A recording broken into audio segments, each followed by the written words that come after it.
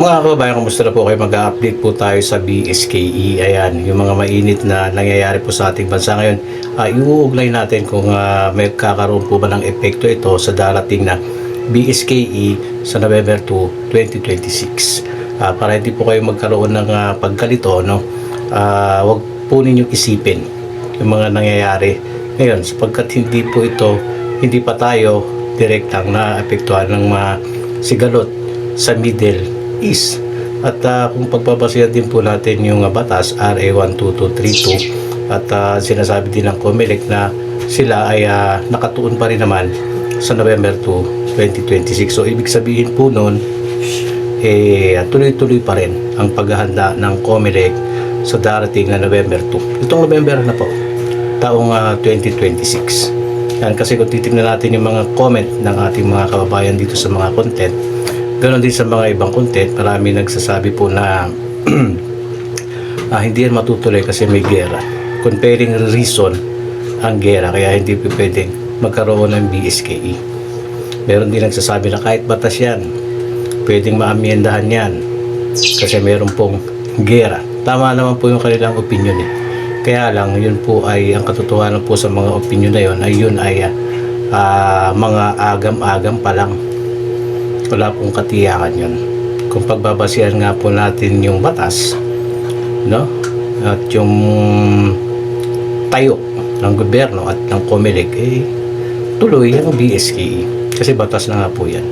At wala pa naman pong amyendang nagaganap or mga proposal na iuro nga ito ulit. Wala pa po tayong gano'n ngayon. Hindi pa rin yan napag-uusapan sa Kamara kung muli bang maiurong ang BSKE. Anong buwan na po ngayon? Papunta na po tayo sa Abril, no? Abril, May, June, July, August, September, October, 7 buwan mabilis na po ang panahon. Sa loob ng 7 buwan na yan ay mukhang wala naman pong mga magaganap na malalaking pangyayari para ma-postpone ang BSKE. Ayaw naman po natin mangyari yun at hindi dapat yun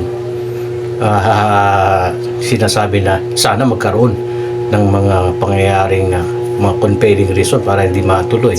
Ang magsasabi lamang nun ay hindi maganda ang hangarin kasi kawawa naman po yung bansa natin. Ngayon pa nga lang, hindi pa tayo talagang rektang apektado ng digmaan. Kita nyo yung presyo ng crudo langis talaga namang napakataas na. Kasabay niyan, kasi may inflation yan kasabay niyan mga lahat ng bilihin tataas, pero ang sweldo ganun pa rin so crisis nga, may crisis, pero sabi nga ng mga expert ay hindi naman daw ganun kalala, so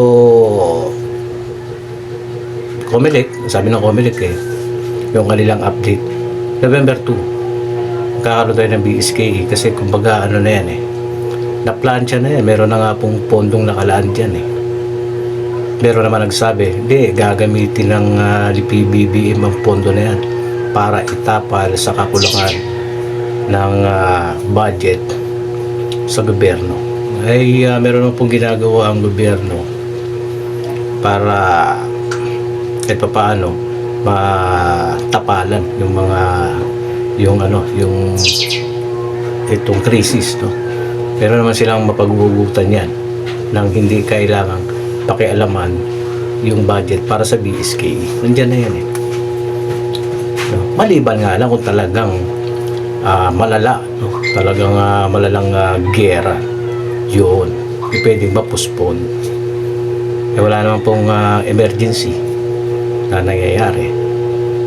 Diba yung state of calamity na magpasa hanggang ngayon ay effective yun, pero naayos naman yung mga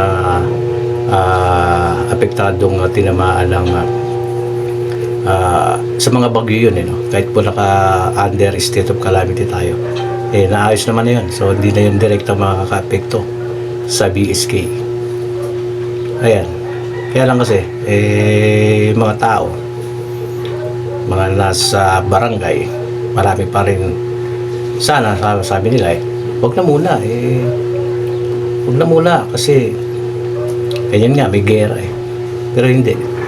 Batas po ang masusunod yan. Kahit meron po kayong mga opinion, agam-agam, walang ibang masusunod kundi yung batas RA 12232 Barangay SK election sa November 2, 2026. Tuloy-tuloy po yan, pati yung voters registration hanggang sa ngayon ay tuloy-tuloy po yan. O doon sa mga hindi nakapagparehistro pa, magparehistro na po kayo para sa pagdating ng November 2, 2026 makakaboto na kayo. So ayan po yung ating update lang ngayon. Kayo malito, huwag kayong magulimihanan, no? Magaganap yan. Wala naman pong mabigat na compelling reason pa, no? Mga agam-agam pa lang yan, yung muling postponement, agam-agam pa lang yan. So hanggang dito na lamang po ulit, no? Kung nagustuhan nyo yung ating update ngayon, pa-share, pa-subscribe sa ating channel. Ayan, hanggang dito na lang. Maraming thank you po ulit sa inyong pagsubaybay. God bless you all, mga kababayan.